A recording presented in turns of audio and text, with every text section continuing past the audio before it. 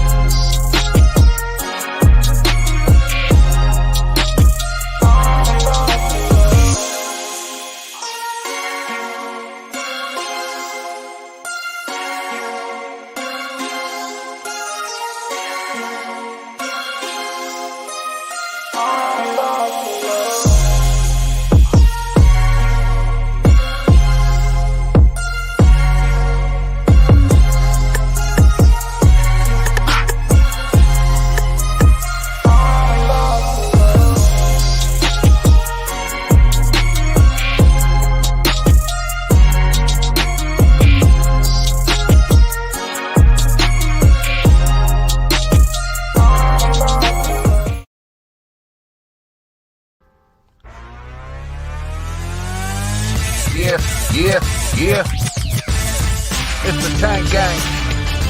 Yeah, it's the Tang Gang. Tang Gang. It's the Tang Gang. Tang Gang. Yeah, it's the Tang Gang.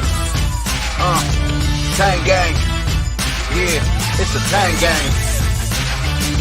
Tang Gang. Yeah, it's the Tang Gang. Yeah. It's a Tang Gang. Tang Gang. Tang Gang. Tang Gang. Yeah, it's a Tang Gang. Yeah, I got an idea. Let's take these beliefs and bad ideas and let's stack them up. Stack them up and see if these people can back them up. And if not, this is what you can do, is just pack them up and go on your way. Cause you should have known, everybody at Tang, we don't play now. Yeah, we need that evidence. We need that evidence to make shit relevant. So what you saying? What you saying, man? Can you prove it? What you doing? Let's do it. Y'all already know. Y'all already know. Tang Gang. Y'all already know. Y'all already know. Tang Gang. Y'all already know. Y'all already know. Tang Gang. Y'all already know. Y'all already know. Tang Gang. Y'all already know. Y'all already know. Tang Gang. Y'all already know. Y'all already know. Tang Gang.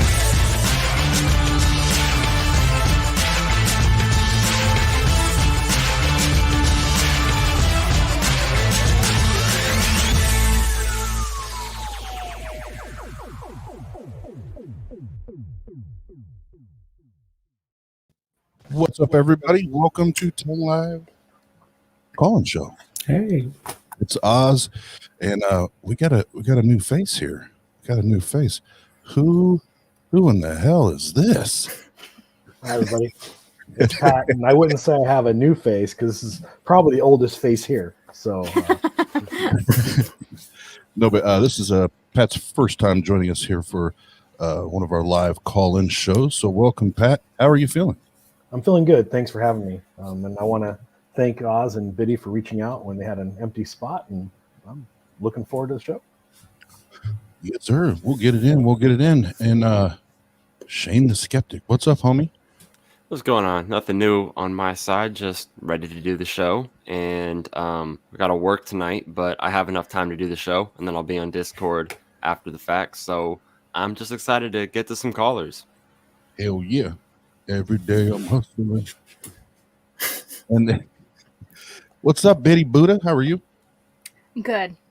I've had a lot of caffeine. It's really Ooh. hard to sit here. Might get spicy. Yeah. And then Bryce Cerrone, what's up, my man? How you doing? I am happy to be here after a chaotic and stressful day.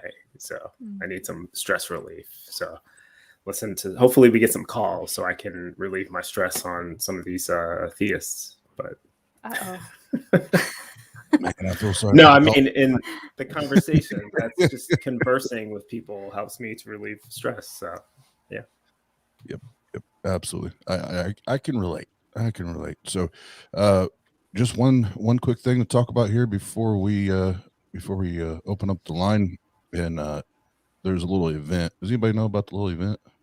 I think I've heard of This better that I've been hearing about. No, best. Something like that. More better. More better. Betterist. Most Better. best. Yes, so October 9th and 10th, and Bryce just left. October 9th and 10th here in Fort Wayne, Indiana. We have Seth Andrews, Anthony Magnabosco, Cynthia McDonald, Dave Warnock, the Jumpster, and then that one guy that wrote that one book that we all know and love. That one. Hold up your books, guys.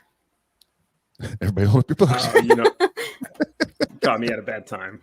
Or just sit there in shame. You can go and buy this so you can get the hard copy. You can get the digital copy. Or that's my excuse. I've got the digital copy. Okay. It's digital. Let's get digital. Oh, that's not it. But anyway, the Atheist Handbook to the Old Testament, and you can get the hard copy. You can get the digital copy, and now you can also get the audio version. And it's Seth Andrews. I think you messed up, Oz. Is that the full title of the book? I don't think that's the full title of the book. Oh yeah, it's volume 1. How did I forget that part? That's my favorite part. Biddy, what's that mean? It means another one is coming. Yes. Fuck yes. But there is another one coming. So Seth Andrews does the narration on this first one here, and if you've never listened to Seth Andrews do the audio for a book, let's just say that I could listen to him read a dictionary or a phone book and probably get all the way through it pretty easily. So If I could I'm listening to an audiobook he narrated right now. It's Alpha God by Hector Garcia. You get Seth Andrews to do the audiobook, and like you were saying, Oz, you could listen to this dude read a dictionary. So if the book's actually pretty good, then as I said, it was last week or the week before, it is audibly orgasmic. And for anybody who wants to gain a total mastery of the material content, my suggestion would be buy the hard copy, buy the audio, have the audio going as you follow along, taking margin notes, and that is one of the best ways to actually commit this information to memory and gain subject matter expertise over it. So you can, have two forms of input for, your learning style. So, are you speaking from experience, Pat? I am. That's kind of what I do. And if my students, where I instruct, ask me the best way to do it, if there's an audiobook available for a text that I'm teaching out of, I always suggest that as a additional learning method. Well, now I'm going to have to get the audio.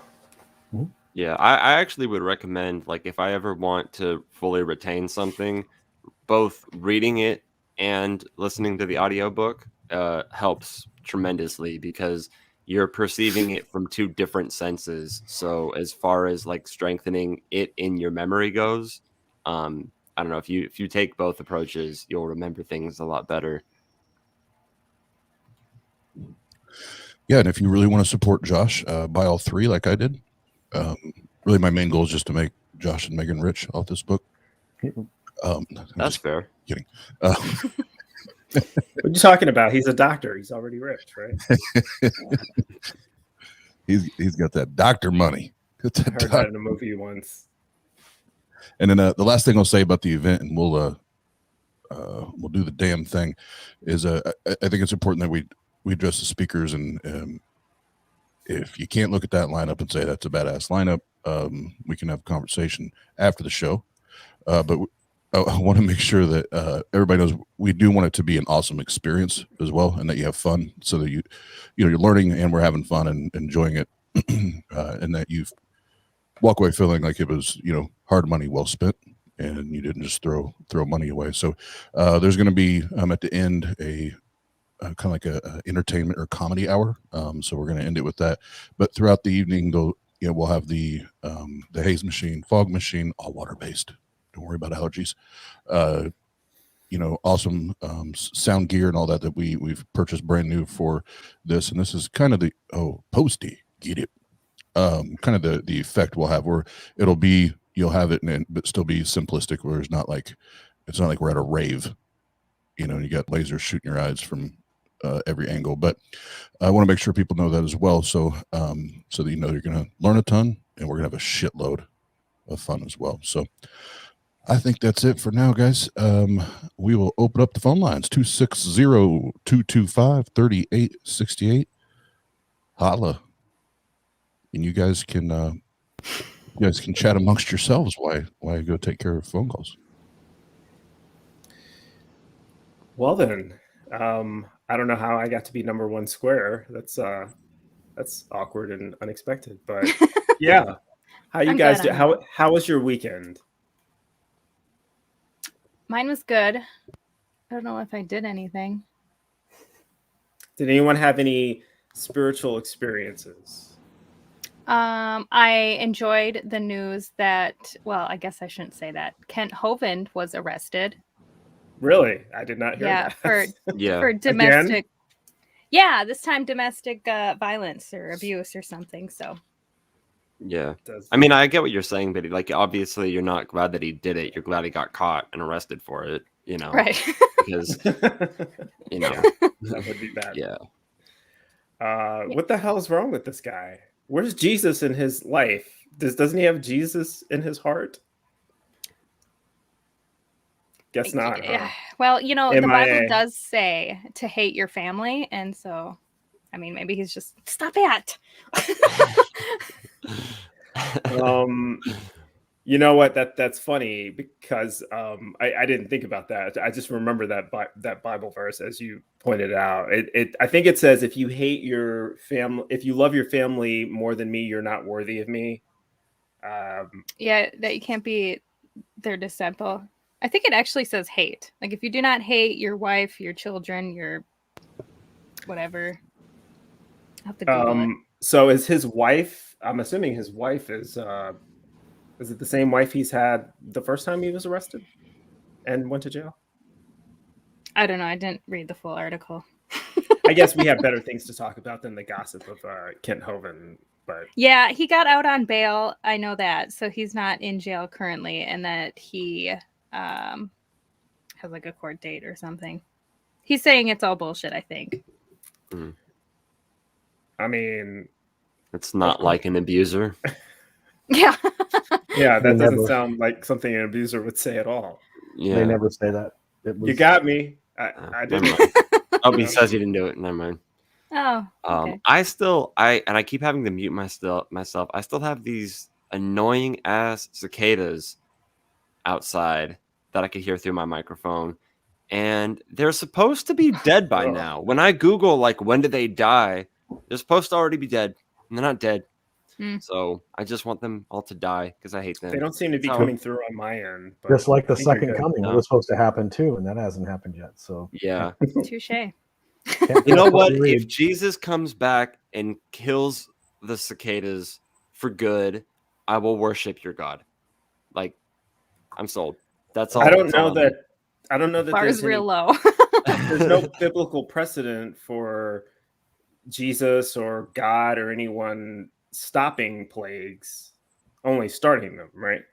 Right. We know that God sends locusts. Yeah. But where's the part? I don't remember the part where he stopped them. So did they just stop on their own, or this is a question for Biddy? Really, you're an Old Testament person. When he sends the plague of locusts, do they ever stop, or is it like a continue? Like, is he still sending them? Are there still locusts there? I don't know if he ever explicitly I don't think withdraws his command. Yeah. But considering if he's only sending like one plague of them or something like that, and they have a lifespan which, you know, is short, I would guess that like whenever the locusts or whatever he was sending in a swarm, you know, whenever they died, that would probably be when it ends. But I'm kind of just like pulling that out of thin air here, so I could be wrong on that. It seems to be a cyclical plague because they keep coming back, right? The cicadas come back every, what is it, 7 years or 17 years or 17? Like yeah. So I guess every 17 years, you know, and they've moved because it was in the Middle East and now they're here, right? I wonder if this is a special breed of cicada, like native to the Western Hemisphere, or if it's the same cicadas that exist everywhere else. Yeah. So welcome to the new show, Ask an Entomologist, where we talk about bugs. Should have had Brain Bug on here. Exactly. So yeah, no spiritual experiences. Has anyone ever had a spiritual experience? I think I thought I had spiritual experiences. Yeah, I'd go with that as well. Yeah, I would definitely say the same. Does anyone want to share while we were waiting for the first call? 260-225-3860 for any theists or atheists or agnostics or anyone who wants to call in and share. But go ahead, Biddy. Why do I have to share? You don't have. I don't you don't know. have to. We did a lot of, like, when I was in the like Pentecostal movement. That there sounds was like a lot a very of like healing conferences and you know, demons coming out of people. Wow. Like people would literally like, because it was called the Last Reformation, and it was all about like baptism and the Holy Spirit. And so through power of suggestion, they had like a documentary, and all of these baptisms would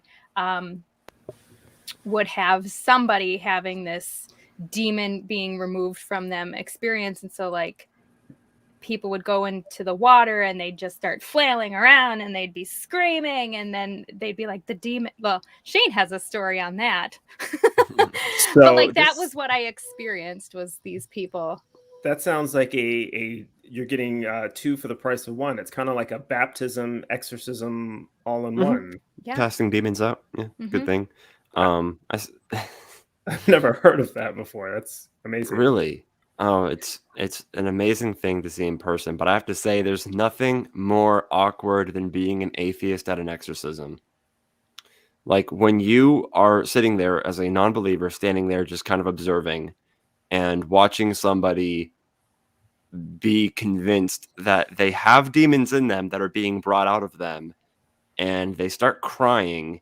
And then after a good 15, 30 seconds of crying, they just look up with this huge smile on their face and are like, I feel so much better now.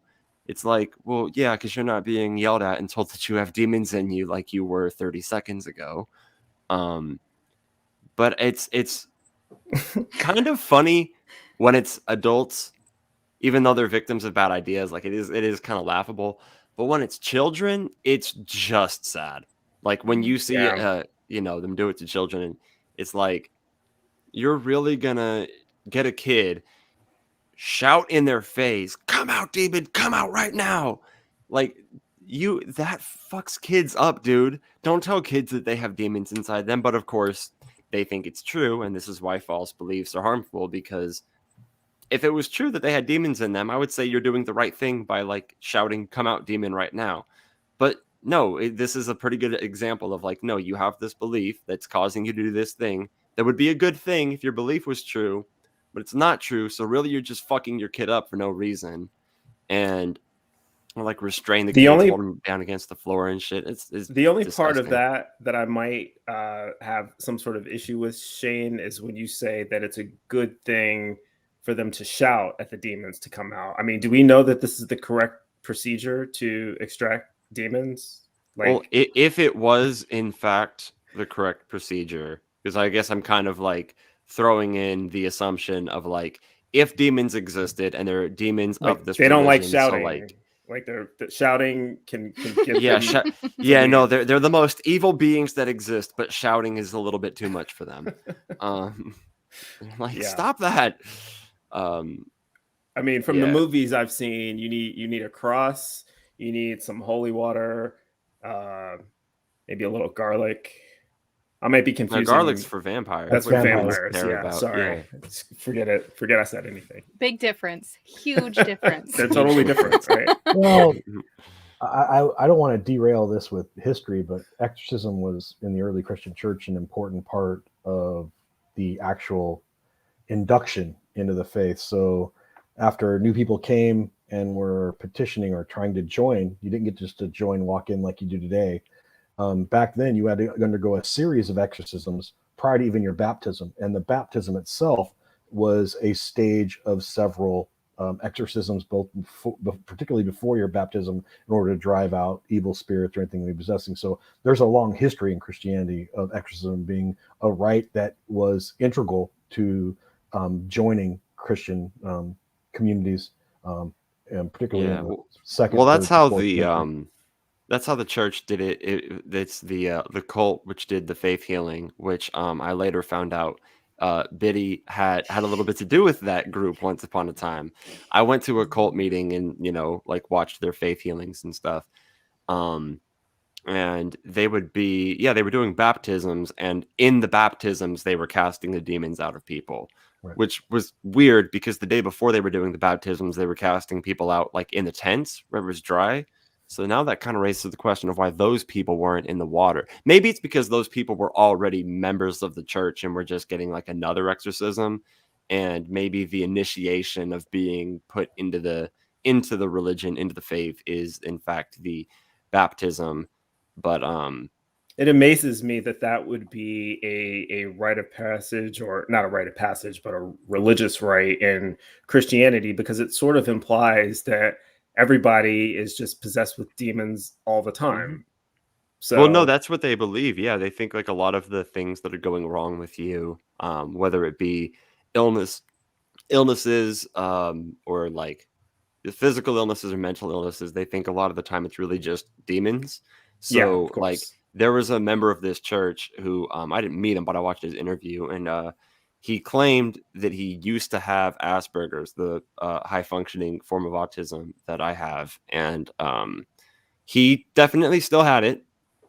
He definitely wasn't healed of it, but he believes that he was. And you can convince people of this because you convince them that, like, autism, and it's all of its forms, not just the high functioning forms, autism, and then more severe like disabilities, that these are this is the product of demons. And it's just kind of disturbing to me to think like a group that does this gets in contact with people who have children who have severe disabilities, like let's just say they have disabilities like Down syndrome. I can't imagine how a parent who believes that something like that is caused by demons is gonna handle this, considering the fact that there's no amount of holy water you can throw on somebody that's gonna make their Down syndrome go away. And I guess I've never really met someone that extreme who actually believes. I know that there are people who believe in demons, like conceptually, but I've never met a person who actually thinks that they're seeing like a what I'm demon, describing. like, Well, I what would you're definitely describing. say the group that I'm describing, that I'm referring to, the Last Reformation, groups that are this extreme and believe in demons to this extent, where they actually do like the exorcisms and casting them out and stuff like that. I would say that of the people who believe in demons and Christianity and all that stuff, the people who believe in it to this degree are probably a minority, at least here in the States. I can't speak for in the world, but I think most people who adhere to Christianity will get medicine if they're sick, I think. You know, like you do have the people who are like, no medicine, prayer is the only way. But I'm pretty sure that's, you know, a minority of Christians as a whole. Well, My whole before circle is those crazies. Yeah. Like my family, the church I grew up in, the school I went to. Right. And I do unless want to it's get the point out there are hundreds of thousands of people like that. So even if it's a small percentage, it's a small percentage of a huge number. So yeah, and I Well, think Shane- that you have to be careful there, Shane, because I think there are probably millions upon millions of Christians in the United States who won't get a COVID shot. yeah, but at So- least some of them would probably get other types of I should medicine. say COVID So vaccination, not a Yeah. COVID shot, but a COVID vaccination shot. yeah. well, Go ahead. I Pat. would. It may be a no true Scotsman. So before Shane corrects me and tells me about the fallacy which I'm engaging in, again going back to in early Christianity, the concept of demons or daemons were ubiquitous in Christianity. It was a default position coming out of the region, particularly in Hellenistic society, Greek culture, Roman culture, and even the non-Jewish cultures in the region of Palestine, Judea, and Egypt. Demons were a reality. I mean, we scoff at it today, but if you were a member of an early Christian community, they were ubiquitous. They were everywhere. They were and that came out of a pagan tradition in Christianity. Early Christians didn't dismiss it. They continued to believe that demons were, instead of being a mixture of good and bad entities in a Christian concept, they were entirely evil for the most. Well, they were evil and there were good agents sent by God. But there was a whole theology created behind it to change what was a cultural norm in Greek and the societies of the Mediterranean, to make it, now a negative to believe in these former, sometimes benevolent spirits. So Yeah. again, Well, I would say being like imperative to the consistency of the religion, I would say you're correct. Demons are an essential part of that belief. So I would definitely agree with that. I guess I would just respond by saying it's most of the people who would at least label themselves as Christians that I would say within that group of people, it's a minority of them. I think this is a very interesting question for anyone who thinks that they have a cogent answer. Can you believe in demons but not in God? Sure. I mean, I've never met anyone who does, but I could see that. I think pagans would, Yeah. And again, the root word of demon is daemon, Greek, And what does that mean? Spirit. Just a disembodied spirit. Okay, Basically, going back to, I'll stay off the Greek mythology. Just it's founded in Greek mythology, has to do with those that have fallen asleep in previous generations. Well, it looks like we have our first caller. So maybe they've called in to talk about demons, or who knows, maybe they're here to talk about someone else. So whatever they want to talk about. Yeah. So do we have our first caller on the line? Oh, hello. Hello. Hello. Hey, who's this? Oh, hi. I'm going by Rose tonight. Hello, Rose. Oh, Rose. Good to talk to you. Yeah. So I was just listening about your guys' stories about the churches telling people that they're possessed by demons if they have mental illness. Mm-hmm. And so I have a lived experience, and that I just thought was that people might be interested to hear a lived experience about that and what it feels like being one of those people. I've obviously seeking a lot of therapy to be able to talk about this, but it was actually very scary at the time. I had probably about 30 people in the church surrounding me telling me I was possessed by demons, because at the time I was, 16, 17, struggling with panic attacks. So of course, I'm sure panic attacks appear that, you're possessed by a demon if you can't breathe well, I guess, and you're supposed to act normal to church people. So they all surrounded me and were trying to cast out demons from me, which made me not be able to breathe all the more, which is a very interesting experience. you know, and at the time I believed it, you know, thinking, oh my gosh, this is what being possessed by demons actually feels like. So just listening to you guys just kind of talk about being in those positions and having the church, you know, kind of come at you, it's terrible. It's absolutely terrible. Hey Rose, can I ask you before you get too far more into the demons, I just want to make sure, have you ever been medically diagnosed with panic attacks or anxiety disorder?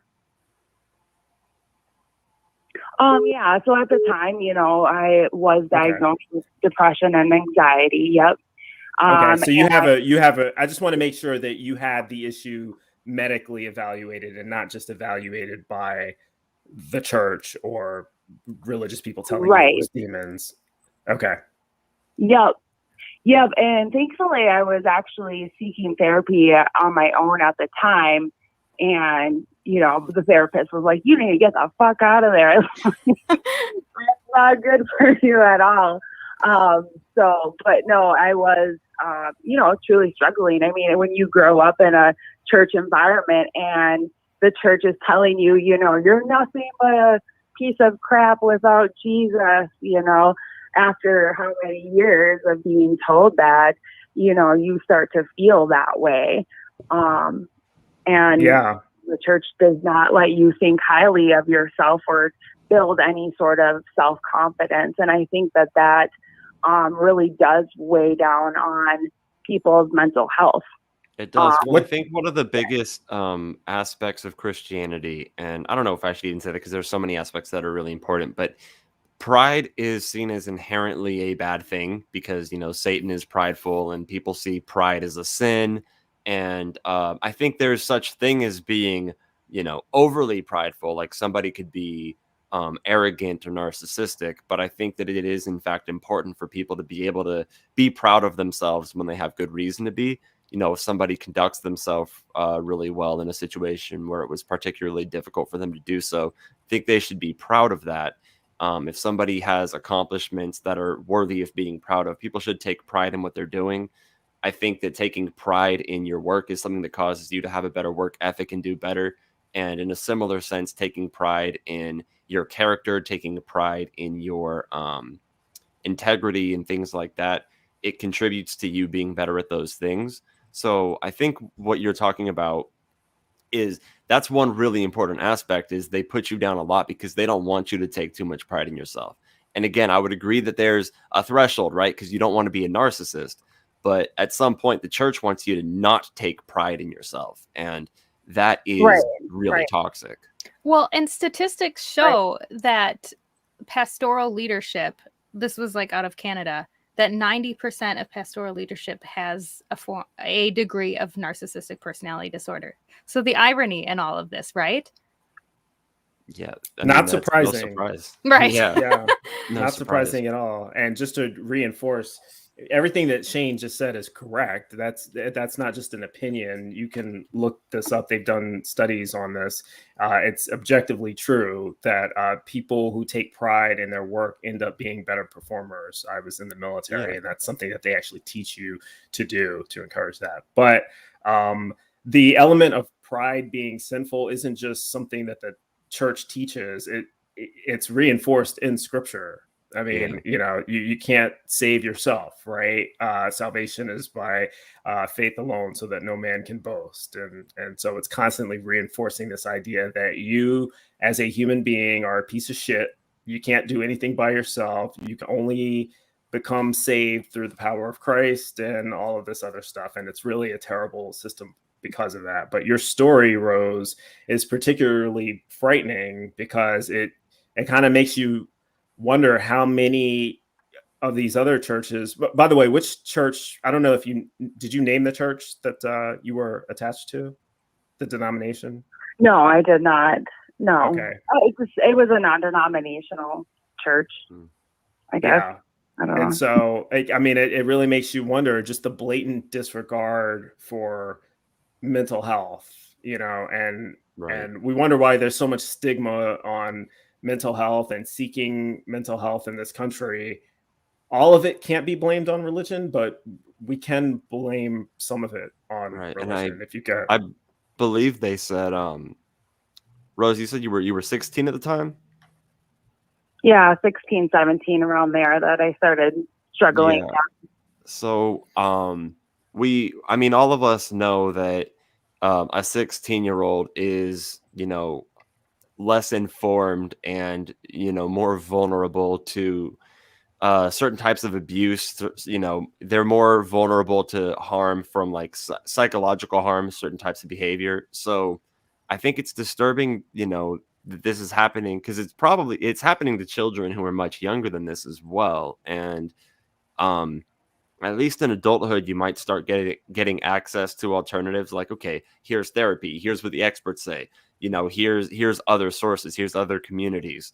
But as a child, you're not really going to have that, and you're kind of stuck in this position. And I don't know. That's and if it happens to you, thing to think about. If it happens to you at a very young age, I mean, imagine all of the other people in the world that this has happened to when they were really young. And so indoctrinated, 5, 6, 7 years old, people screaming at them, telling them that they have demons. And then they grow up. This is well before the age of reason for most people. Even once you become, fully actualized in your ability to reason, it may be too late by then. Think of all the people from previous generations before we had access to the volumes of psychological data that we have now, knowing what these, mental health conditions, mood disorders, and all that is. They had no concept of that and grew up.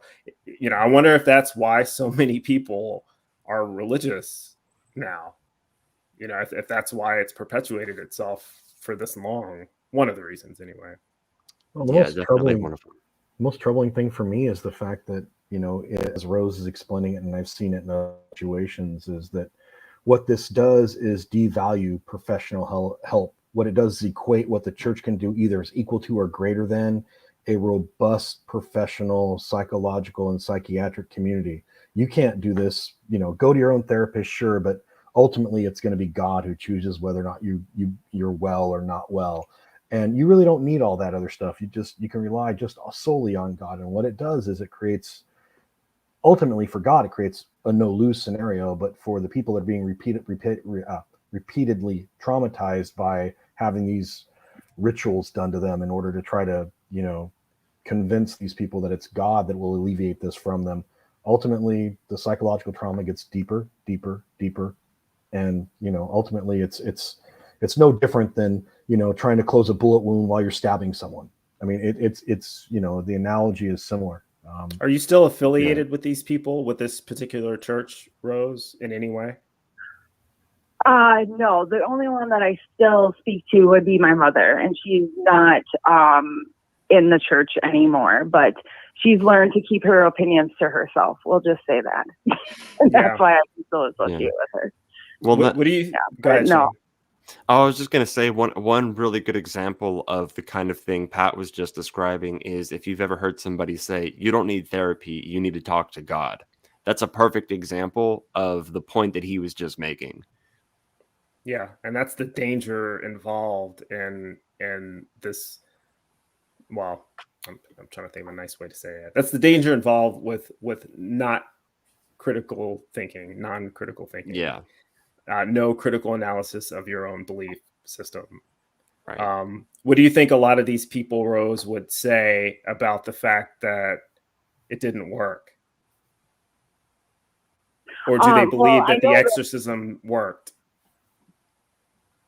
No, they think that I just fell away from God, that I am the devil himself at this point in time, because I completely left the church shortly after that. But I know during the time they would say things like, well, you're just not praying hard enough. You just don't have enough trust in God, different things like that, which were, psychologically abusing and stuff like that, just like you guys are saying, more damaging. So, yeah, for anyone who's ever been told that before, if you've ever been told that you're not praying hard enough, you may want to respond to the person telling you that. Just ask them a question. what level of prayer is required for it to work? How hard does one have to pray? What is the metric? Yeah. What threshold do you have to reach before it begins to 7. work? Has to And be they 7. won't be able to answer that. Black which Atheist is- Rants actually recently made a video that was sort of talking about this. Like, if I want to talk to you and I want you to hear me, you don't need to practice hearing me.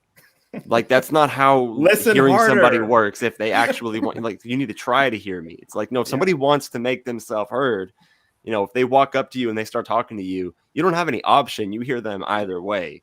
So if it's God like wants this to talk idea to of me, finding God, you know, like why do we Yeah. have to find God? If God is there and he gives a shit, I'm shouldn't right he here. be finding The door us? is open. Yeah. Yeah. Well, God's also the NSA of your thoughts. So you don't even have to say it out loud. You just have to think it, right? I mean, so Right. you can just, I mumble so I could understand if God actually had to hear me.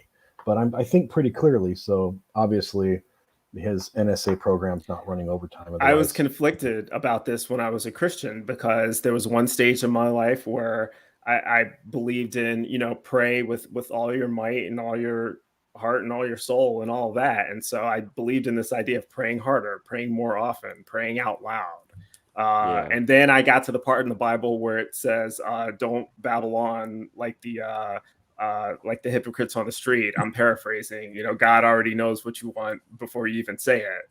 And then, so I'm like, well, what the hell's the point of the prayer? That kind of defeats the whole idea of this little ritual we're doing. But I mean, I felt really bad as a kid because I would try to pray and I wouldn't feel anything, hear anything. And I felt bad. Like I felt guilty because me I too. wasn't doing it the right way.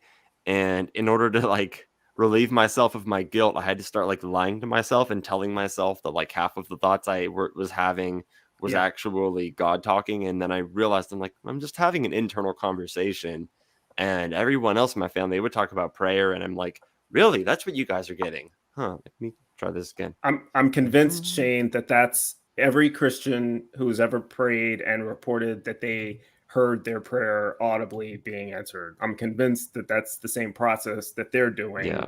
Except for the Same here. ones who actually have, you know, delusional disorders and schizophrenia and things that could actually account for that medically. But I don't know how about you guys, but I come out of, you know, the Orthodox side of Christianity. I always used to stare at things. You know, you have all these, you know, beautiful icons and different elements of the church. And if you stared hard enough, you could, you know, convince yourself something was going on. Like, oh, you know, which raises the question, is that the reason they had all the iconography in the first place? I mean, it does have a psychological effect. This is something you see in the Catholic Church as well. I mean, well, hell, going all the way back to the Renaissance, you know. We're getting off topic a bit. Rose, was there anything else you wanted to talk about? Oh, no. I just wanted to talk a little bit about what you guys were saying in demons and mental health and contribute a little bit there. So I thank you guys. Appreciate it. Thank you for sharing. Yeah, thanks for calling in. I did not intend to make the show about demons, but I'm glad that we got a call following up with that. You know, hell yeah, it's a harmful belief in my opinion. I mean, I'm biased because I mean, you think about it. If we lived in a truly secular world with secular laws, whoever did this to Rose would be in jail. This was abuse of a minor child. But no, we give special deference to this kind of, this type of belief. I was going to use some profanity, and I promised Oz I wouldn't. But these type of objectionably traumatic faith systems are causing trauma to people like Rose. I can't say for certitude, but I'd be more likely than not, I think most of you would agree, she suffered additional trauma that required additional time to overcome her level of trauma to become a fully functional adult again, which she appears to be in our conversation with her. This is, again, it causes prolonged and continuous trauma. It's again making the illness worse. And absolutely, and it goes back to what Shane said about her being, 16 at the time. I mean, I don't want to say this as a positive, but in some cases, she was lucky this happened when she was 16 and not 5. Because the younger it happens to you, the less resources you have, the less cognitive awareness, cognitive development you have to be able to recover from something like this. There are a lot of people who are scarred, and then a lot of them end up being there are people who deconvert to atheism, but there's people who deconvert with a lot of that religious baggage, or still having a fear of hell, or all of these things that were imparted onto them when they were young children. To me, that's a form of abuse as well. Right. Well, then if somebody has a mental illness and they're convinced that they no longer have it, and that dissuades them from going and getting the help they should actually be getting, that does more than just harm them, because you could have mental illnesses such as psychopathy or pedophilia, in which if that person isn't getting treatment, that's bad for all of us. Like we need these people to go get treatment, professional help, psychiatric help, go to therapy, all of the really important stuff. But if you convince them that they don't have these problems anymore, you are making the world a more dangerous place. Pedophilia is very difficult to talk about, because I brought this up before, but it's such a, I hate to use the expression triggering, but it's such a emotionally reactive topic for a lot of people that it's hard to get through. It's hard to have a reasonable conversation about that. It is a mental disorder. It is in the DSM-5 pedophilia. It is not, being a pedophile in and of itself is not criminal behavior. It can lead to criminal behavior, but pedophiles are not criminals. They're sick people. Not automatically. Just like a psychopath isn't automatically a murderer or something like that. But if somebody does actually go commit a murder, we don't let them go free on the basis of, but that person's a psychopath, So that's one of the points. It depends, though. We can. I mean, that can be done. There is such a thing called not guilty by reason of insanity. It's but rare. They're not let free on the streets. They're still put in. No, they're put in mental institutions. It's actually usually those are a bit worse. So but the some point people is, have this idea that like it's either prison or this alternative that's much better. But this alternative that you go to if you're found innocent by reason of insanity, those places are usually a bit worse. So it's pretty much the same thing as going to prison, really.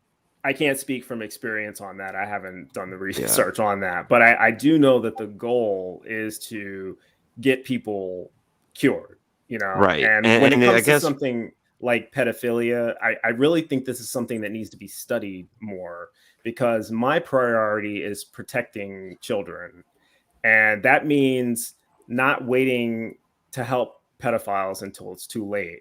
Not putting them in jail. Like throwing pedophiles in jail isn't the answer to solving pedophilia. Right. Because by then they've already done whatever they're going to do. Yeah. And because, like you were saying, it's emotionally charged and you want to be precise with your language. When you say they shouldn't be thrown in jail, you are talking about people who haven't offended. Because if somebody commits a crime, that's a different story. So it's kind of like somebody in the live chat just said, someone in the live chat just said most psychopaths do not commit crime. And, it's the same thing with pedophilia. Most of them don't actually go out and become sex offenders. So I think it's hard. A lot of people when they hear the word pedophile, they're thinking person who has acted on it. They're not thinking person who has this attraction or disorder. I think it's difficult to say whether most people. We're going to get to our caller. I'm going to make this final point, though. I think it's difficult to say whether most people of this group have committed a crime or not, because we don't know how many there are out there, and that's one of the things about it that needs to be studied. It's so stigmatized that they can't come forward. But let's get to the caller. Hopefully we're not talking about pedophilia. We can go back to demons if you like, but we've got a new caller on the line. The caller is Zid, and he is a theist. Did I pronounce your name correctly, Zid? Yeah. Okay. What's going on? I think my faith is not treating me good. I'm starting to lose my faith in the devout Catholicism, and I just want to talk about it. So you are a Catholic and you're starting to lose faith. Did I hear that correctly? Yeah. Okay. Why do you think you are? Well, what did you have faith in that you're starting to lose? Catholicism. Right. So when you say that the faith was And, bad to you, I start to get like depressed and everything after I go to the church. yeah. What about is there something happening at the church that's leading to you being depressed? I'm not too sure, actually. Okay, so what? I think maybe it's the staff there treating me very bad. I'm sorry, could you say that again? I think it's the staff at the church treating me very bad. Yeah, let's talk about that. What do you mean by treating you bad? I don't mean to sound like I don't believe a church would treat Oh, somebody I bad. don't It's know. mean- I always walk into the church and they always tell me, "Oh, donation, donation." But I don't know what donation do. Like, do I get the salvation from the donation? Do I get good deeds from donation? You know, Yeah. I'm going to be blunt with you. They just want your money. You can go to the church and you can raise questions about if they're still willing to help you and be there for you and talk to you about your faith and whatever it is that you're going through without you giving them any money. But if they're requiring money from you in order to talk to you, then I think you should either look for a different church or perhaps a non-church community, some other form of community, because if somebody requires your money in order to talk to you about what it is that you're going through, I mean, there are places for that, but for a church, this isn't something that should be necessary. And it sounds like a group of people that really just want your money, from what little I've heard. Zed, have you asked the church members about this? Have you asked them why they are always trying to get your money? No, I actually never asked them because, I think that people there, they're very rude sometimes, because I know people that always, they want money and all this shit. I think, they just treat me like very badly. Well, I will say it is common. It is common for churches to ask people for money. I haven't been to church in a very long time, but when I did go, I do remember collection plates being passed around like frisbees. So, yeah, that is a common thing. I don't know where you're going to find a church that doesn't have that, but ultimately, Zid. Sorry. No, go ahead. Ultimately, Zid, you got to ask yourself what is. You're saying you're losing your faith, or you're worried that you're losing your faith. Ultimately, if you lost your faith, what would that do to you as a person? I mean, if you lose your faith, how do you think that's fundamentally going to change you as a person? Are you going to be a worse person? Or are you going to be more violent in society? Or is it just going to be some new way that you approach life? That's one thing is, as someone who believed I was faithful before and no longer have faith in a Christian tradition, I can tell you, if anything, I'm a better person now than I was then. So you have to ask yourself, what am I losing if I lose my faith? Am I actually gaining something? For me, it was a net gain. I'm a better person today than I was 25 years ago when I was still in religion. So if kicking Catholicism is like kicking a bad habit, maybe it's a good thing to think about doing and exploring it, because it doesn't have to necessarily be a net negative, but I think you're approaching it that way as a net negative. And I understand it can be very scary, and there's a certain amount of anxiety over leaving a faith system, but you have to ask yourself, are you getting more out of it if you stay than if you walk away? And for me, the answer was, I can only tell you about my own experience. It was a net positive. Zed, are you afraid of losing your faith? Not really, actually. I don't give a shit about my faith, just like you guys. I think I always go in there and, there's always one black guy, he tell me donation. And I tell him, like, come on, man. Donation my ass, you just take my fucking money all the time. So it's not a big deal for you that you are losing your faith. Why don't you just leave the church? Well, I don't know. I mean, I have like 1-2 friends in the church. They tell me come to church, Right, but do you think that person would stop being friends with you if you stopped going to church? I think so, yeah. He's a very devout guy, Okay. Do you think that somebody who would stop being friends with you if you left your church is somebody that's worth having a friendship with? Sorry? Yeah, okay. Do you think that a person who would stop being your friend over you leaving the church is somebody that is worth being in a friendship with? I don't know, man. You know, I know him for like 10, like 15 years, you know? Yeah. No, that's difficult. And that of course is going to be, our answers are all going to differ on that. And that makes it tough. I would say I would try that to if have a this is- discussion with him and ask him, how would he approach a friend of his who is leaving the church? If it was somebody who, and let's say you could have a few hypothetical scenarios where you have one where it's like, what if there's somebody who isn't losing their faith, but they don't find that the church is consistent with their particular faith, so they're leaving the church because they have faith of their own. What does he think about that? Does he think leaving the community, leaving the church is itself bad enough to stop talking to them? Or for him, is it just, is he one of those, you have to have some kind of faith people, or you have to have this kind of faith people?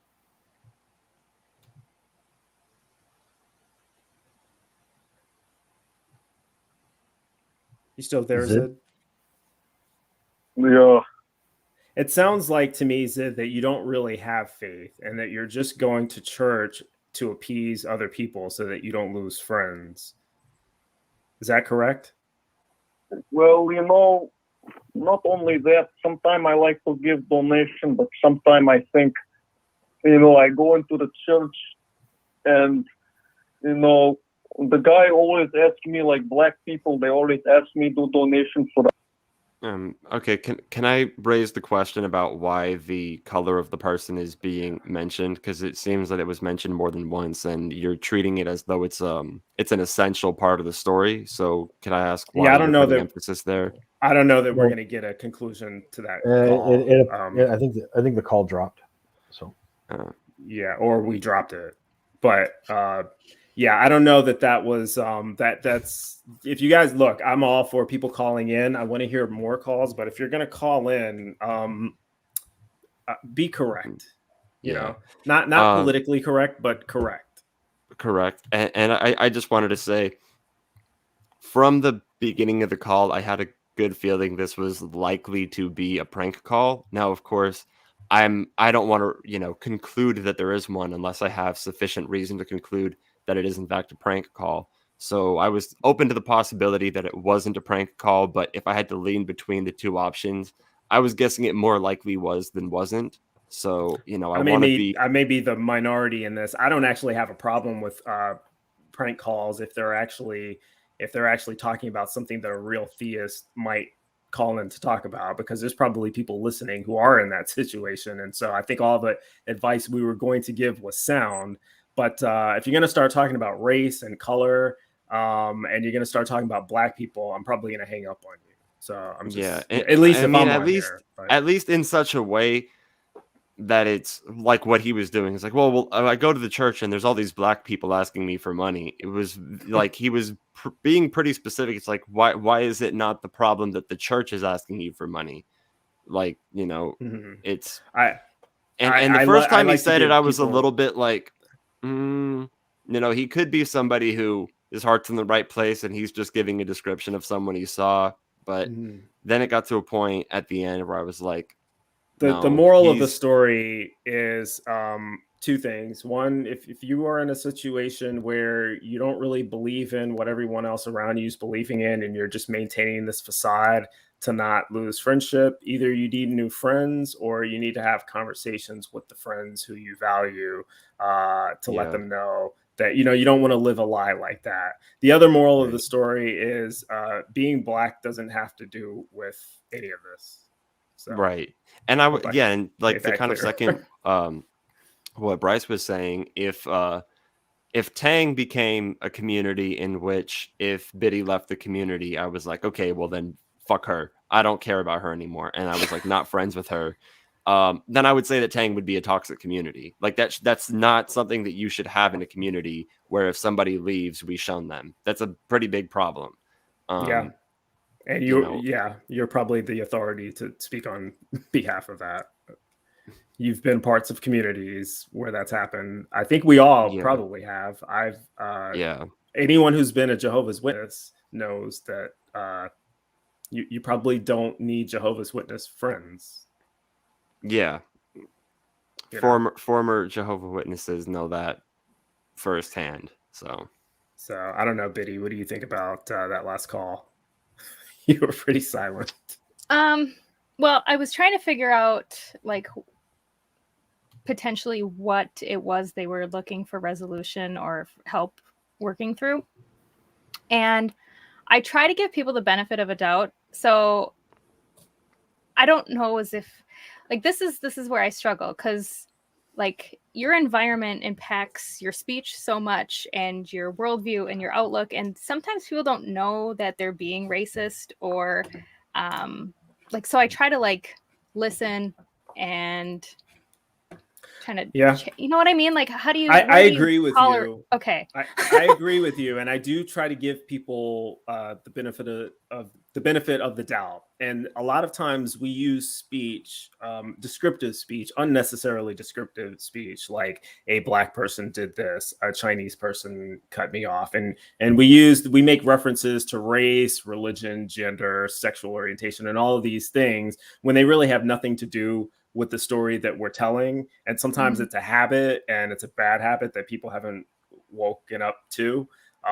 But sometimes people are doing it intentionally, and it's hard to know which is which. And especially if there's a language barrier or, something gets lost in translation. But he did it twice, and it's hard to dismiss as just this kind of innocent thing when you call special attention to that twice in the same conversation. The first time I was like, maybe I could give him the benefit of the doubt. Like, we'll see where this goes. But the second time I was like, he's either trolling or he's just an asshole either way. But I'm glad that Oz ended that call. Well, hopefully this next call will go much better. So looking forward to this one. Hello. How is it going? Pretty good. Screening or anything? Am I on air this time? Yeah, you are on the air. This is Joe, I presume. Yes, this is Joe.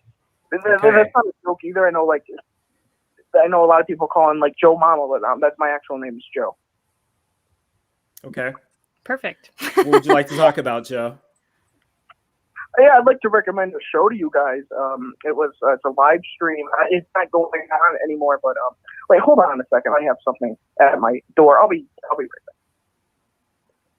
What? Bad timing. You need to plan these things out more. Don't have people visiting. Don't have guests when you're trying to do a live call-in show. Oh, wow. I mean, you called in to plug a show. That's yeah, maybe. I mean, if it became relevant and you want to kind of like, throw the plug in there, I guess, whatever. But so you shouldn't just call in. The phone lines are open again. Yeah. 260-225-3868 if you would like to call in to talk about something that we might actually be interested to talk about.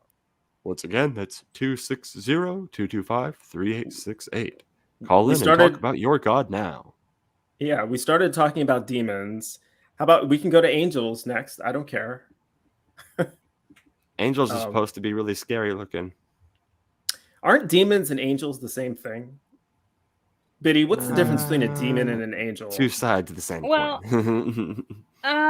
There's not demons in the Old Testament. They're only in the New Testament. From what I know about angels is that they are somehow attributed to El, the father deity in the Canaanite. Oh, someone on there? Someone on the phone? So. Oh, I thought I heard that too for a second. Am I back on the air? Hello. Sorry, I to step away from my phone to deal with my pet, but it's okay now. What's up? Yeah, I'd like to recommend a show to you guys. It was a live stream show, but the host does not do it anymore. At least he might be on hiatus, but it sounds Christian, but it's like sort of what you guys do. It's called The Ark with Richard Burnish. I think you guys might enjoy it. Okay. Why? Did you just call in? you know, he really gets into topics about like God and you know, atheism itself, and he really views it in a very positive manner, atheism itself. But he also takes into fact that not everyone's going to agree with what he says, and he knows that, and so he really takes that into account. And he really tries to talk to people instead of just hang up on them when he doesn't have a opinion that they don't share. I think you guys might like it. This is a Christian show you're talking? No, this is it sounds Christian, but it's a atheism show. It's just like a trick. It's like a what's it called? A bait and switch, I guess. I may check it out. Are you affiliated with the show?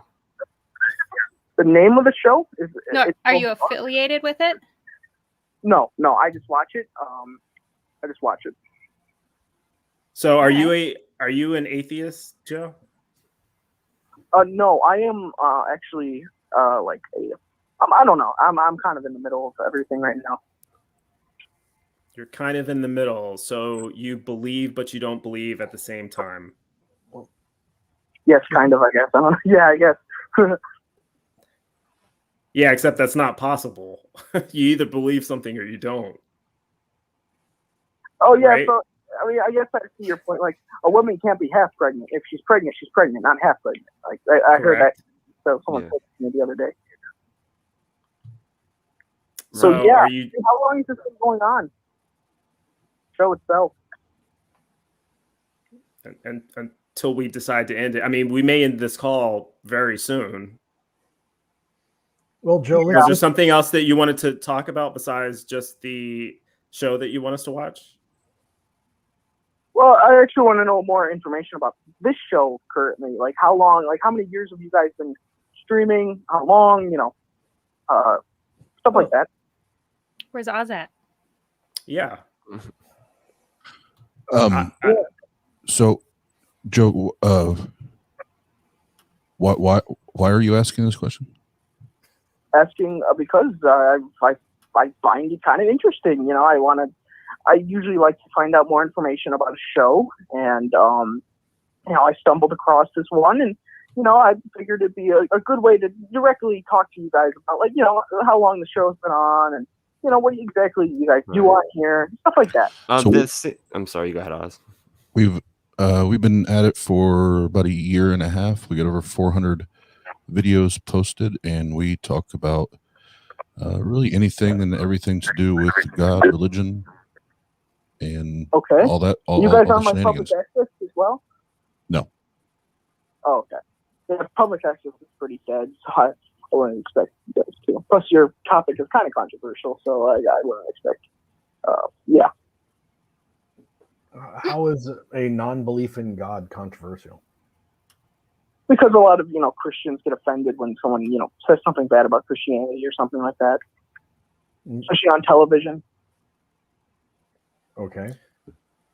Yeah, I mean, I don't think that that's a problem, though. I mean, part of it shouldn't be controversial, right? We all have the right to believe and disbelieve, right? Yeah, like, it's kind of like saying, you know, you can't have a show about Islam on a Christian network because, you know, it's not exactly what they do. Yeah, one of the things that we do here, Joe, is we're well, I can't speak to everyone else, but I suspect that everyone else is on the same page. We're kind of we kind of have the goal of normalizing atheism, because there's a lot of atheists out there who feel like they don't have a voice, or who feel like, you know, it's too taboo to talk about, but it really isn't. You know, there's nothing taboo about it. It's just that people would prefer to force their religious beliefs down everyone's throat, and we don't want to do that. And so it's okay to talk about if you're an atheist, an agnostic, non-believer, whatever the case may be. And so it's only controversial to the people who are against it. Yeah. So you guys, like, what holidays do you guys celebrate, like, being atheists? That's going to vary between atheists. Some atheists stop celebrating Christmas, especially some of the atheists who associate the holiday with a religion, and they associate the religion with some abuse that they suffered. And then you have people who are atheists who kind of keep carrying out the traditions of their religion, and I don't necessarily do that with respect to any other holidays. But I guess I do celebrate Christmas because I've just grown up celebrating Christmas, and I like the idea of giving presents to people and whatnot. Yeah. Sometimes I call it Mythmas, but that's my own thing. Other than that, though, like Easter I don't give a shit about Easter. Good Friday, couldn't care less. Yeah, I do. I do Christmas and Thanksgiving, New Year's, Thanksgiving, 4th of July. to be honest, is really not like a religious holiday. It's kind of just like an American holiday. It's not like a religious thing at all, really. Yeah, and then there's like Mother's Day. You know, I'll get my mom something. But to clarify, Thanksgiving in the American tradition is a religious holiday. It's an American religious holiday. I mean, the whole purpose of it had religious overtones from the founding. So, again, you know, whether or not you celebrate it in a secular way, that's one thing. You know, that again, many of our holidays have religious foundations. Yeah. I would say that Thanksgiving is definitely, at least when I was growing up and how it was celebrated, as I understand it, it was absolutely a religious holiday. First of all, it's called Thanksgiving. So who are we giving thanks to? For many people, it would be Christ, or whatever religion you happen to believe in. But I didn't. Oh, yeah. Yeah. So. I actually do believe in one thing, though. I believe in Matt Damon, and you know he's the holy Matt Damon. I have the Church of Matt Damon. I run it myself. I have a couple people. You know, Matt Damon is Jesus. Matt Damon is one love. He's for everything. And you're a troll. Matt Damon. Awesome. Well, he's a good actor, and you may be as well. So maybe you can hook up with him. Yeah. And Dogma was a great movie. It was. That's the first movie I thought of when he said that. So have you seen Dogma, Shane? I haven't. Oh, you need to. Oh, you're missing out. I guess. I don't know. It's been like 15 years since I've seen it, so it could suck. But no, it's awesome. Yeah. Well, thanks for calling in, Joe. I think we lost him, but no, I think, I think that I don't know how many of these calls are troll calls, and like I said, I'm not against taking. I think saying I'm not against troll calls on a call-in show may lead to more trolls, but I mean, that's just me. But here's the thing: Shane fucking and the rest of us over, and everyone else is against troll calls. So stop calling trolls. Right. Well, I guess I get what Bryce was saying though. Like, I don't mind somebody calling in and like sort of playing the role of somebody who's in a specific position or holding a belief, and they want to like play it out for the sake of the exercise, like a thought experiment, like an argument. But then you have people who just want to fuck around and waste time. So yeah, it's so hard to tell the difference because every question that I get from the troll callers is a legitimate question that I've got from a non-troll as well.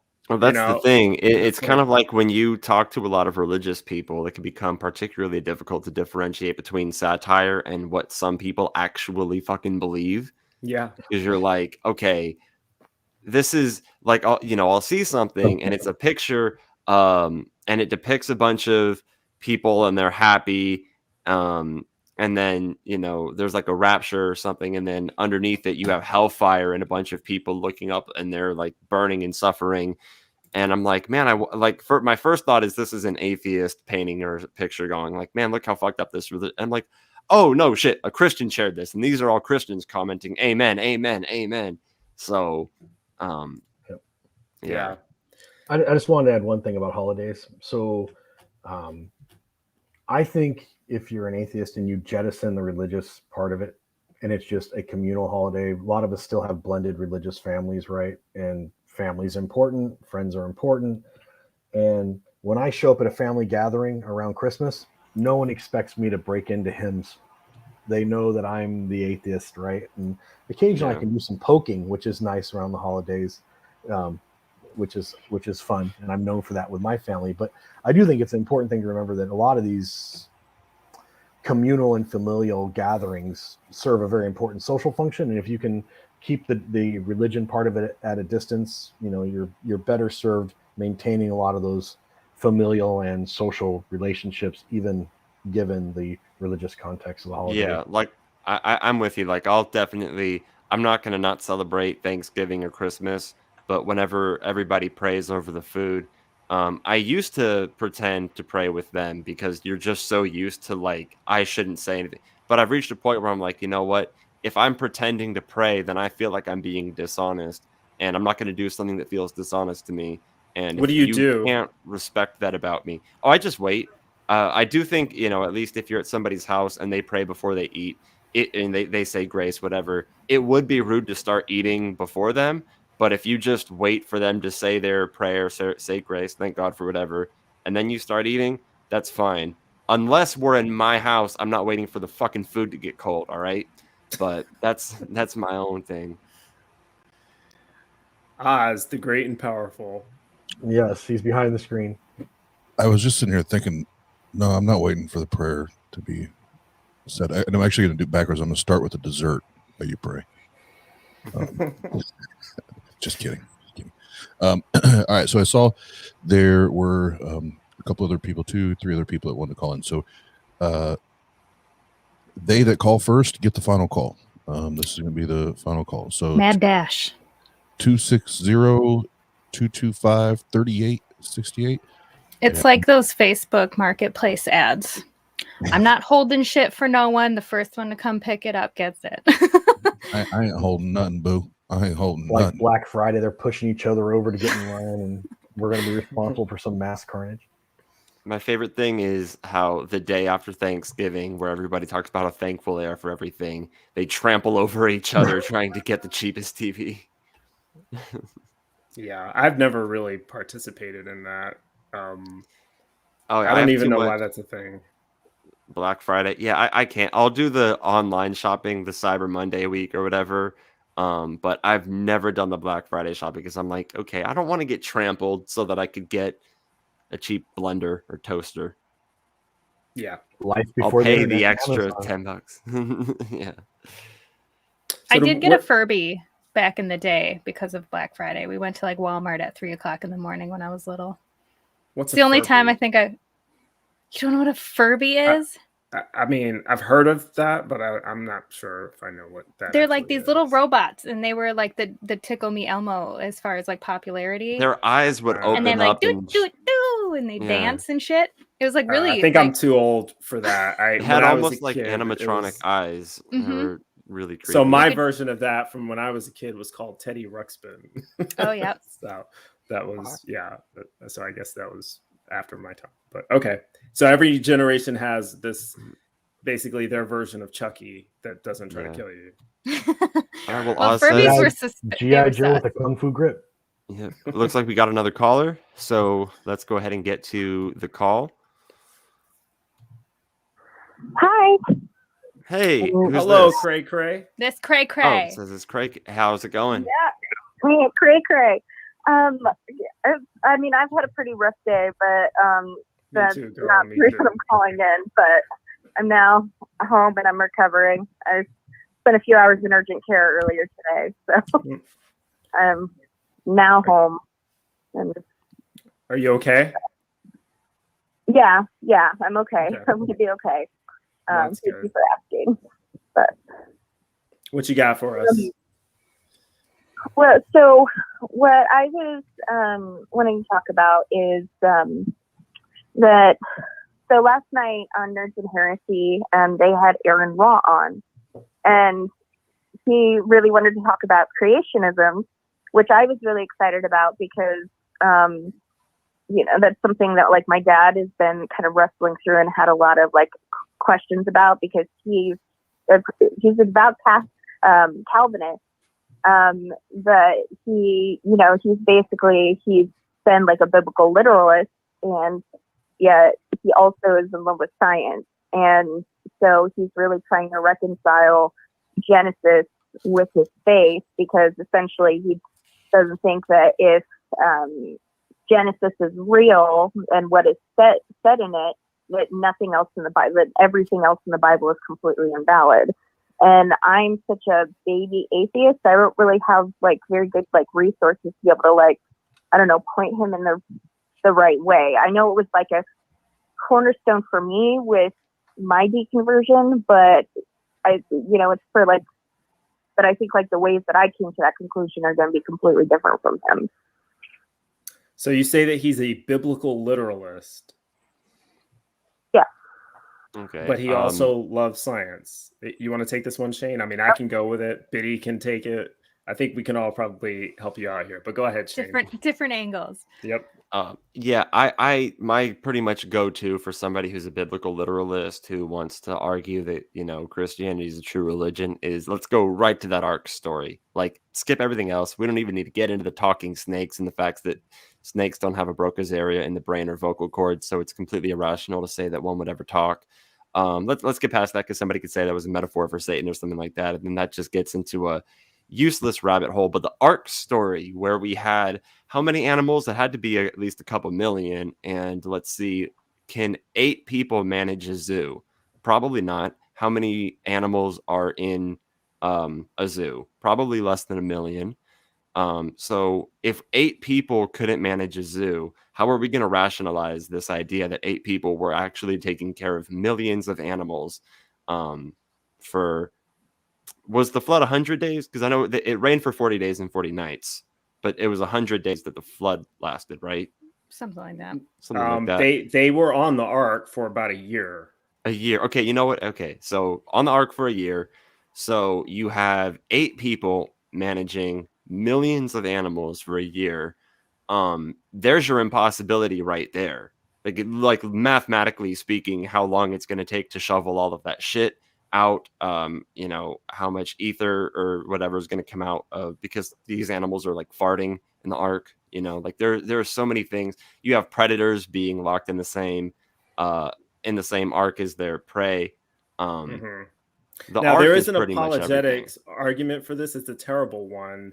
By the way, Secular Rarity made a comment a little while ago as he donated $5 to our cause to get a better call screener, and that $5 went to a great cause because we ended up getting Correa on the line, who provided us with an excellent cause. So thank you a lot, Secular Rarity. We really appreciate that because now we have someone real to talk to. The first call was good too. That's true. It is. But again, the few in between. So one of the apologetics, it's a terrible one, to what Shane just provided, is basically just an appeal to magic and miracles, right? And so if you just say God did it, then you don't have to explain any of that stuff. But the thing that you still have to explain is the dinosaurs. And as far as I'm concerned, this is irreconcilable with the Ark story, because the only two options are the dinosaurs all died before the flood, in which case you have animal death now in Genesis, and you have to explain why all the dinosaurs died. You have them dying in the flood, which defeats the purpose of Noah taking 2 of every animal to save them. Or you have dinosaurs on the ark, and now you have to explain why they're extinct. Or the dinosaurs alone bring up a lot of problems, because if you look at Genesis, it says that God created man and animals on the same day. Was it the same day or a day after? No, it was the same day. So the animals. So I think the fish and the birds were created on the 4th day. The land animals on the 5th day. And okay, so to be safe, we'll say within the same week, right? Yeah. Well, if you think that humans came to be before dinosaurs, that's inconsistent with our empirical evidence of fossils. So dinosaurs alone. Biddy, were you going to say something? Well, so I knew a lot of biblical literasts, and we weren't allowed to believe that dinosaurs were real. So, like, is he one of those people too? Well, he can't be. And then, he values science. No, he's not. He knows dinosaurs. But then, are real, are real. So he's not he doesn't deny that. It's just, so when I was a Christian, I was a creationist as well, but I thought that time hadn't been established yet. So even though like Hebrews are using the word for day, that was like a human projection on God, and that like the days themselves could have been like millions of years in between when he did each step. And so very quick, like that was one of the very first things when I was deconverting, I was looking for evidence for like specifically for the creation in Genesis that is described.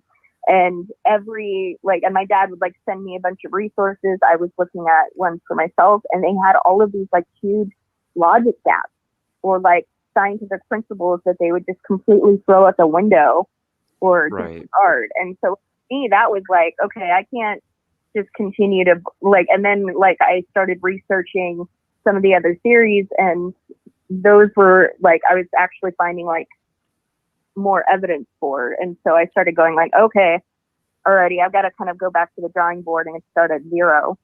But you weren't a biblical literalist though. And he is, right? Yeah, he believes that like when they said the word day, that like they meant day. Right. Because so if you're a biblical literalist, you can't do that. You can't do what you did and still be a Christian. It's like he said, it either all falls apart or science is wrong. Yeah. Craig, you said your dad's willing to read and study stuff that's extra biblical, right? Like he studies science and other things. Yeah. So have you ever heard of something called JEPD theory? Basically, JEPD. Basically, it's first question your dad's going to have to reconcile. And this is my take. I don't really attack individual accounts. I look at the formation of, as a historian, I want to know who wrote or what tradition wrote what sections of the Bible. JEPD theory is a widely held, it's widely accepted within academic circles, that there are at least two authors to just the book of Genesis, two different traditions that are merged into one tradition. And beyond that, there were, for the first 5 books, the Pentateuch, Torah, that there are at least 4 major themes and authors. It's the reason we have Elohim, we have Yahweh, we have these different names for God, is because 4 different and possibly 5 different traditions were blended in to make the first 5 books of the Bible reconcile with each other. That's why there's contradictions. That's why there's different verbiage, there's different terminology, different word usage in the original Hebrew. If your dad actually took the time just to look at the leading, and this is widely accepted with academic circles. I mean, you can actually go on Catholic websites and find this stuff because people that study it know about the formation of the Bible, particularly, again, we're talking about the first 5 books. And it's very illuminating. And someone like your dad may break down that first wall to realize there's at least 2 major inroads. Like, why does Genesis chapter 1 not reconcile with Genesis chapters 2 and 3? Is because they're different schools. They're completely different traditions that were blended and hybridized to form that part of Genesis. And then you go on for Numbers and Leviticus and others, and you find out that there's other sources coming in. And if your dad actually took time to read this, I think that would break down that first wall. And that would be my advice if you're trying to, get that take on it. But just if you're a literalist and you find out that one person didn't write it and it wasn't God and it wasn't Moses, it becomes really hard to defend the rest of it. I was going to say that. I'm sorry, Biddy. No, you're good. But okay, so it was JEPD, Juliet Echo Papa Delta.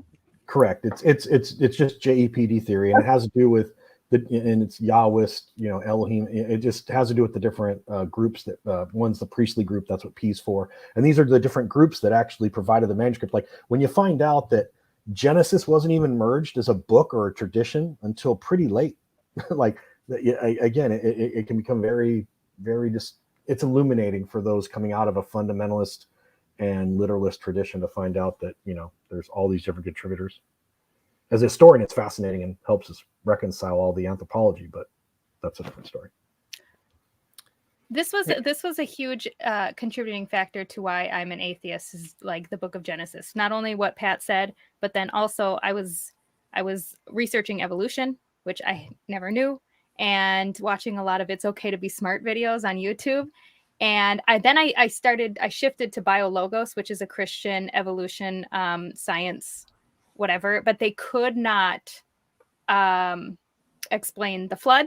And like Shane said, like that is such a big story, because if that didn't happen, what validity does this entire book have? And then basically it's all shit. And so that's like, your dad is in like this, I remember being in this place. Yeah. And then I wanted to add one more point, because so some of the points and the references that Pat was giving were super helpful, but a little bit more complex. So those would be for the people who are going to be deep diving and putting a little more time into their study and reaching their conclusion. And it sounds from what you're talking about like the person being referred to may be. So I'm glad that he brought all of that up. I would want to respond with a really simple point, because I brought up, mathematically speaking, the people taking care of the many animals, that not being possible.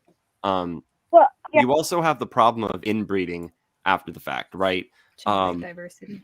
Yeah, not only with the human beings, which there were only 8 of, but then you also have the animals. So I made a point to refute, because and this is just like 5 notes that I prepared for a debate that I had in the past. But one of the things that I said with respect to this and why inbreeding wouldn't work is because biology has confirmed that organisms are attracted to other organisms with a genetic makeup opposite of their own.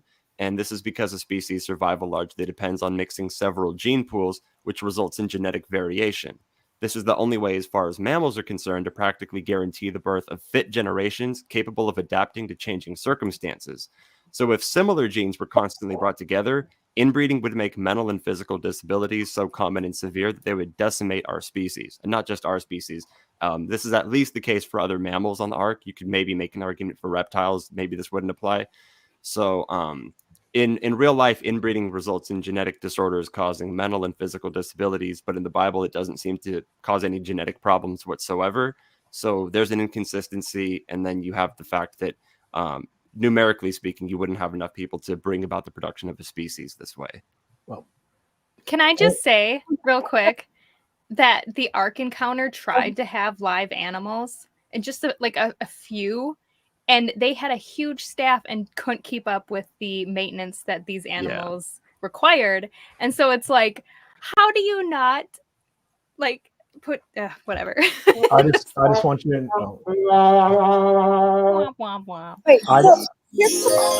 I just want to point out that I've done a complete analysis of Noah's family tree and determined it's a shrub. Yeah. That was so spot on. Well, and I think like the thing with for people who are like biblical literalists is like, so there's a certain passage that's like after Noah's Ark where he like does a sacrifice, and and it basically says like the aroma from the sacrifice was like pleasing to God. And I don't remember the phrasing, but basically like there's something about it that essentially there are some Christians who believe that there weren't carnivores before the flood. So like when you're talking about like how they kept the predator away from its prey, like they believe like all animals were herbivores until after the flood. And that's when God all of a sudden was like, okay, these animals can now eat meat. And that's Right. like, and You could say whatever the hell you want, though. Yeah. Doesn't make And it true. I just wanted to make a quick That's the distinction thing, that like, I think for my dad, it's that like, so if God is the creator and he can create anything, that like, so if Genesis 1:1 is true, then he can sustain a family line through inbreeding until there's more people and it's diverse enough because he's God. He could like feed all of these animals because he's God. So it's like Right. it's like get out of jail free card logic wise. right. And Right. I did That's want what I to was saying earlier when to Shane about how that argument wouldn't work for someone who presupposes all of those things. Yeah. Noah getting a little drunk and having sex with his daughter is not a problem because it's God, right? No, his son raped his mom. You were about to say something, Shane. Yeah, well, I just wanted to clarify. It looks like some of the chat was conflating what we were saying. So we were addressing the view of biblical literalism and saying that's why, we were addressing the standpoint of a person who believes that if some of this is untrue, then the rest of it falls apart.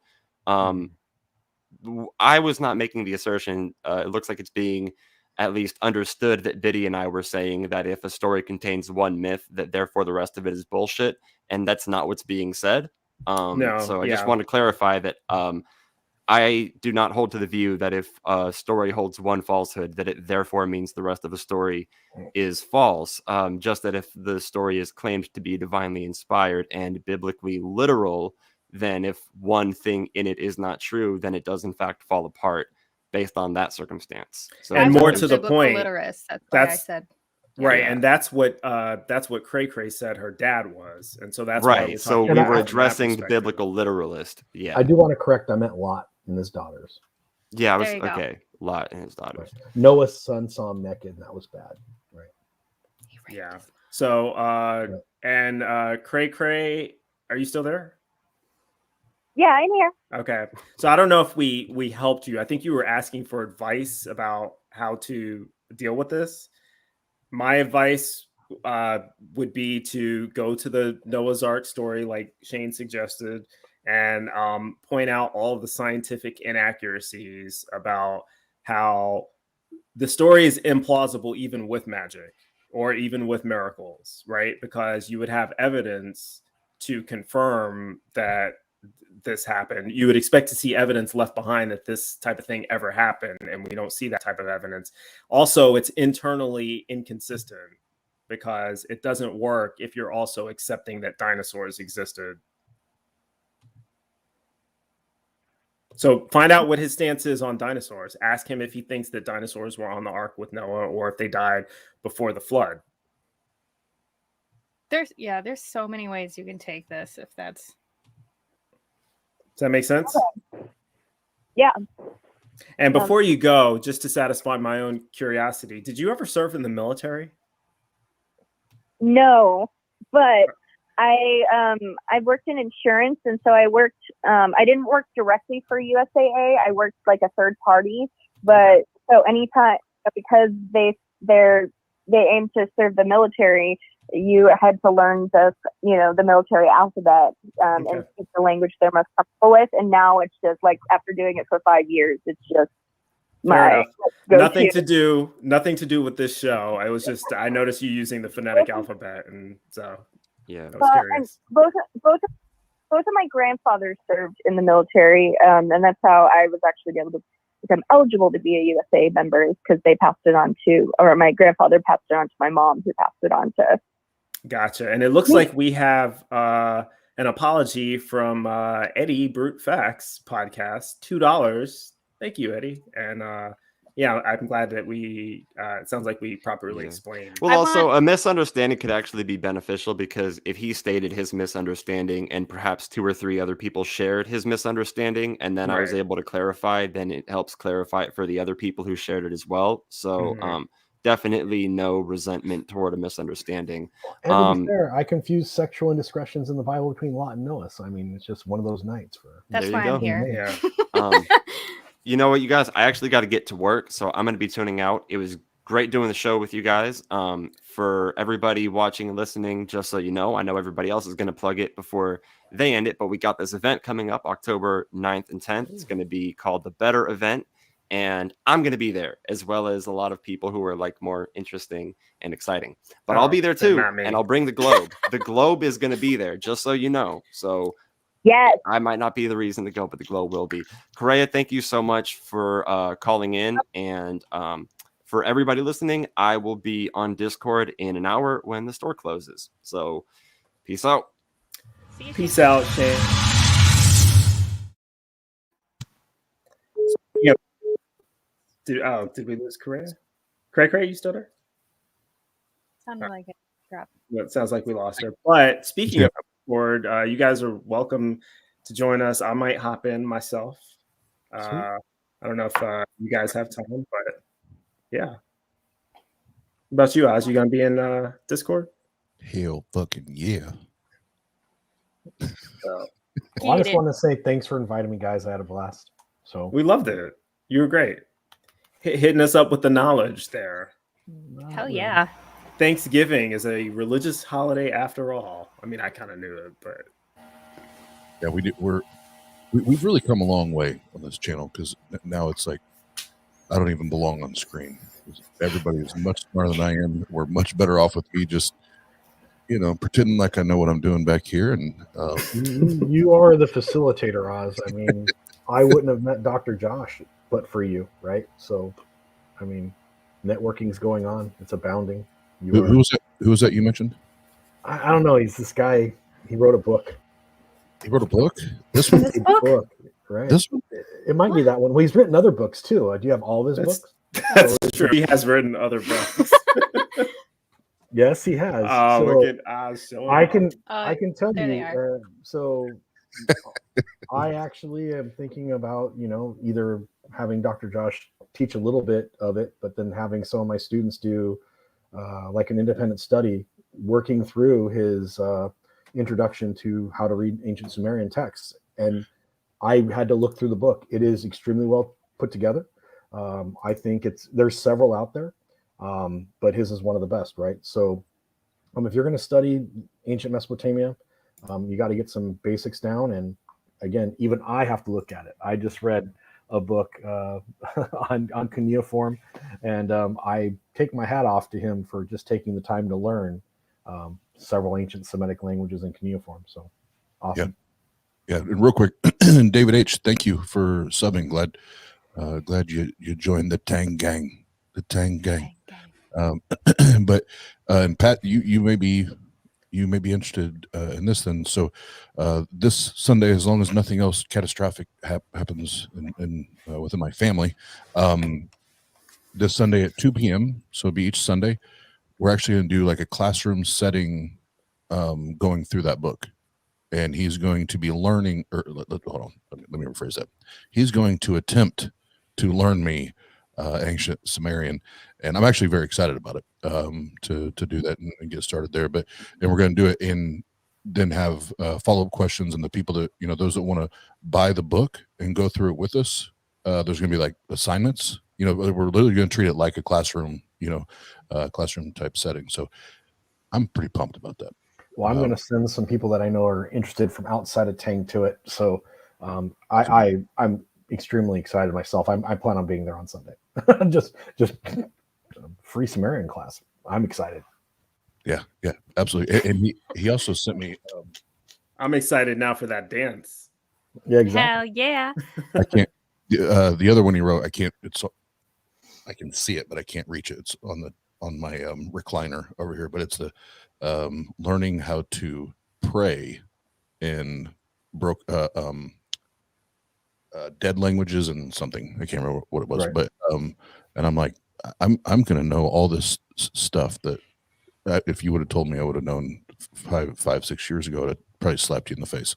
But well, that's what's cool when you open your mind. we got to go, but like Dr. Joss's expertise is actually in literary and liturgical texts. This is his focus is on religion and the religious rituals of ancient Mesopotamia. So again, this is fascinating stuff, but I'm not going to say any more so you can actually end the show. Yes. And Cray, yes, 2 p.m. Eastern time, followed up by the Bible study for those that are just crackheads for all this kind of stuff like we are. But before we go, I do want to make sure we plug it one last time because we've had a healthy stream tonight, but we have better coming up October 9th and 10th. And Bryce, I think you're speaking. I think I am. Don't know what I'm going to say yet, but I'll just wing it. Hopefully it'll be something profound. It may be betterer than we're expecting. Or it could be crap. But I'm definitely looking forward to it. Yeah, that's my new word, betterer. It's not the best, but it's betterer than better. No, nothing. Yep, but inside, Bryce, I'm dying in laughter. I appreciate that. I have to stay composed while we're live. So, but I will be speaking. I think I'm speaking. I think Shane is speaking, and and then the guests, the real people will speak. Yeah, we're all real people. I mean, at least I think so. I'm pretty convinced. But yeah, Seth Andrews, Anthony Magnabosco, Dr. Josh, Dave Warnock, Cynthia McDonald, T-Jump, and then the Tang roster will be doing some AMA sessions, a couple other things, and it's going to be awesome. So go check out the link. You don't want to miss it, and it's going to be great information. great time to learn, and the entertainment is going to also be awesome. So, Pat, thank you for joining us. It was awesome having you on, and anytime that you want to hang out, you just let us know. You're more than welcome to always hang out. Is there anything that you have coming up or going on that you want or need anybody to know about or not know about? Well, this fall, I'm involved with the educational nonprofit known as the Society for Antiquarian Studies. Google Society for Antiquarian Studies. And so in the fall, I'll be teaching an introductory course through them on the basics of textual criticism, and we'll be looking at various parts of the of the New Testament that most people don't know were altered and changed. So that'll be something in the fall, and you can it'll be free and open to the public through them as part of what they do. So I'll get more information to you so you can post on it, and that class should be starting in mid-October. So after, better. Awesome. Will you be joining us in the Discord? Yep. Okay. Cool. And then we don't have a timeline or anything yet, but we are working on a little thing with Biddy Buddha and Autumn from Notes from Autumn.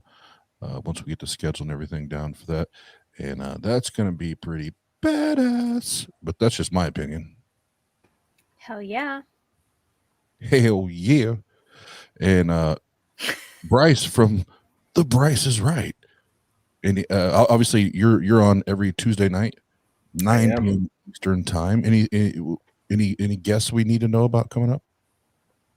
Nah, that you need to know about. No, but we will have a special guest tomorrow. Tomorrow may be a pre-recorded episode because we're working with within the constraints of timeline of his time zone. But I like to keep my guests secret. We've been through this before. You sneaky. It's John Loftus, though. he is an author, and I like to keep things secret until the last minute. But since you got me on the spot, he is look him up. I'll actually put his Wikipedia page in the chat group when we're done here. But we're going to be talking about basically all the reasons why the Bible is wrong. So go ahead. I'm sorry. No. I'm sorry. What were you gonna say? I was gonna say I'm familiar with the name, and I feel like I've heard this person. I'm gonna have to put a face with voice and all that. But I think I'm familiar. Well, if you're not familiar, you will be familiar tomorrow. If you didn't know, now at 9 p.m. Cool. All right. Well, I will make 9 sure. 9 p.m. Eastern time. Sorry. Eastern. Yeah. And he's a former theologian who is now an atheist and a noted author. So. Yeah, I think I know who this is. Yeah. Cool. I'm looking forward to that. So we talked about better, and then for all of those that are YouTube members and Patreon members, I finally, after all the delays we had, sat down and interviewed the first pastor I had scheduled, a local pastor here, and we did a little bit of SC. Then we talked a little bit about God's existence. We talked a little bit about Bible. It was a good conversation. We went on about an hour and a half, so I'll be editing that here over the next few days. So YouTube members and Patreons, you will have first access to that as soon as it's edited and everything. And I have a few more of those scheduled, and I'll have the next Oz SE. I don't remember what we named it now, but Oz does SE or whatever. Was it SE with Oz? There it is. Jesus Christ. We'll be doing that. So everybody that's in the chat, we appreciate you. Thanks for all of your support and hanging out with us. Great crowd, great conversations tonight. And if you're not in the Discord, not a part of it, you better do it, because that's where we're about to see you next. Peace out. Bye, everybody. Yeah. It's the Tang Gang. Yeah, it's the Tang Gang. Tang Gang. It's the Tang Gang. Tang Gang. Yeah, it's the Tang Gang. Tang Gang. Yeah, it's the Tang Gang. Tang Gang. Yeah, it's the Tang Gang. Yeah, it's the Tang Gang. Tang Gang. Tang Gang. Tang Gang. Yeah, it's the Tang Gang. Yeah, I got an idea. Let's take these beliefs and bad ideas and let's stack them up. Stack them up and see if these people can back them up. And if not, this is what you can do is just pack them up and go on your way. Cause you should have known everybody at Tang, we don't play now. Yeah, we need that evidence. We need that evidence to make shit relevant. So what you saying? What you saying, man? Can you prove it? What you doing? Let's do it. Y'all already know. Y'all already know. Tang Gang. Y'all already know. Y'all already know. Tang Gang. Y'all already know. Y'all already know. Tang Gang. Y'all already know. Y'all already know. Tang Gang. Y'all already know. Y'all already know. Tang Gang. Y'all already know. Y'all already know. Tang Gang.